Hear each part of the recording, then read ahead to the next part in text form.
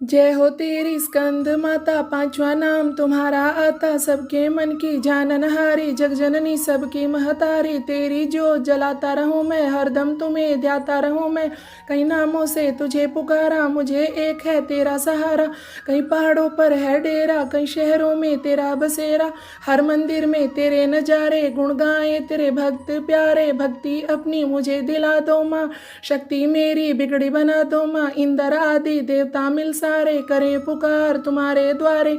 दुष्ट दैत्य जब चढ़कर आए, तुम ही खंडा हाथ उठाए। दासों को सदा बचाने आए, चमन की आस पुजाने आई। बोल जयकारा शेरा वालिदा, बोल साचे दरबार की जय। आप सभी भक्तों को नवरात्रि के 5वें दिन की हार्दिक शुभकामनाएं। नवरात्रि का 5वां दिन माँ स्कंद माता का दिन होता है। माँ स्कंद माता का स्तुति मंत्र है। माँ की स्तुति। या देवी सर्वभूतेषु माँ स्कंद माता रूपेण संस्थिता। नमस्तस्यै नमस्तस्यै नमस्तस्यै नमो नमः। माँ का बीज मंत्र। ओम देवी स्कंद मातायै नमः।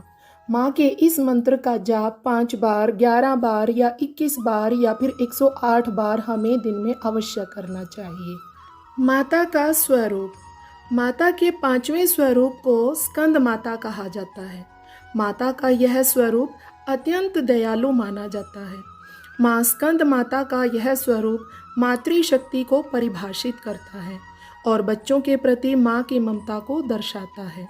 संतान प्राप्ति के लिए माता की पूजा अधिक फलदायी मानी जाती है। माता का यह स्वरूप मन को मोह लेने वाला है। इनकी 4 भुजाएं हैं। इनके 2 हाथों में कमल का फूल दिखाई देता है। एक हाथ में स्कंद जी बाल रूप में बैठे हैं और दूसरे में माता तीर को संभाले हुए है। माँ स्कंद माता कमल के आसन पर विराजमान रहती है, इसलिए इन्हें पद्मासना देवी के नाम से भी जाना जाता है। माँ का वाहन सिंह है। शेर पर सवार होकर माँ दुर्गा अपने 5वें स्वरूप स्कंद माता के रूप में भक्तजनों के कल्याण के लिए सदैव तत्पर रहती हैं। कैसे पड़ा माँ स्कंद माता का यह नाम? स्कंद कुमार कार्तिकेय की माता के कारण इन्हें स्कंद माता नाम दिया गया है। कार्तिकेय माता की गोद में विराजमान है और यह कमल के आसन पर विराजमान रहती है, इसलिए इन्हें पद्मासना भी कहा जाता है। इनकी उपासना से भक्त की सारी इच्छाएं पूरी हो जाती हैं। भक्त को मोक्ष मिलता है। सूर्यमंडल की अधिष्ठात्री देवी होने के कारण इनका उपासक अलौकिक तेज और कांतिमय हो जाता है। स्कंद माता की पूजा विधि। रोज की तरह सुबह जल्दी उठकर स्नान करके साफ कपड़े पहनने चाहिए।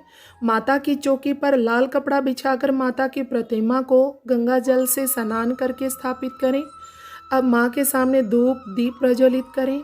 माँ स्कंद माता को लाल रंग का फूल, अक्षत, रोली अर्पित करें। इसके बाद माँ को 5 तरह की मिठाई का भोग चढ़ाएं। इसके बाद माता के मंत्रों का जाप कर माँ की व्रत कथा का पाठ करें और स्कंद माता की आरती भी करें। अपनी गलती की माँ से माफ़ी अवश्य मांगें। माता का भोग। माँ स्कंद माता को फल में केला बहुत प्रिय है। माँ को केले का भोग लगाना चाहिए। स्कंद माता को खीर का प्रसाद चढ़ाना भी शुभ माना जाता है। स्कंद माता को सफ़ेद रंग अति प्रिय है, इसलिए हो सके तो उस दिन सफ़ेद रंग के कपड़े हमें पहनने चाहिए। माता को पूजन के दौरान 6 इलायची चढ़ाना भी उत्तम माना गया है। शास्त्रों के मुताबिक माँ की पूजा करने से भक्तों को संतान की प्राप्ति की मान्यता है। माँ स्कंद माता की कथा। शास्त्रों के मुताबिक तारकासुर नाम के असुर ने भगवान ब्रह्मा को खुश करने के लिए तपस्या की। असुर की कठोर तपस्या से खुश होकर ब्रह्मा जी उसके सामने आए, जिसके बाद राक्षस ने उनसे अमर होने का वरदान मांगा। जिसके बाद ब्रह्मा जी ने असुर तारकासुर को समझाया कि जन्म लेने वाले को मरना भी होता है। इसके बाद असुर ने सोचा कि शिवजी कभी शादी नहीं करेंगे, ऐसे में उसने ब्रह्मा जी से शिव जी के बेटे के हाथों मरने का वरदान मांगा। ब्रह्मा जी ने असुर को वरदान दे दिया। वरदान मिलने के बाद असुर ने आम लोगों पर अपना प्रकोप बरसाना शुरू कर दिया।